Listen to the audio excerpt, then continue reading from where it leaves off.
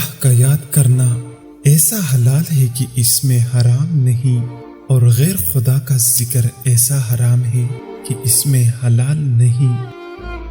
تصوف ایک ایسی آزادی ہے کہ بندہ قید حرص سے آزاد ہو جاتا ہے، اور تصوف ایک ایسی سخاوت ہے کہ دنیا پر ہی چھوڑ دیتا ہے اور خود بے تعلق ہو جاتا ہے۔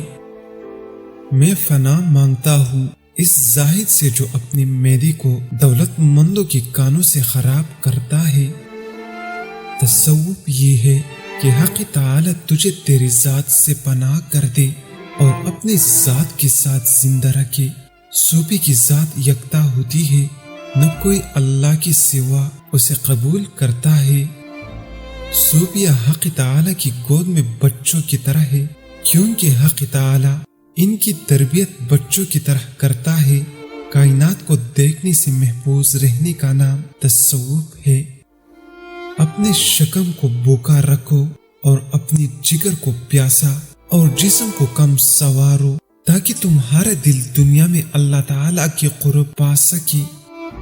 تصوف حضور قلب سے ذکر کرنے اور سن کر وجد میں آنے اور اتباع سنت کرتے ہوئے عمل کرنے کا نام ہے۔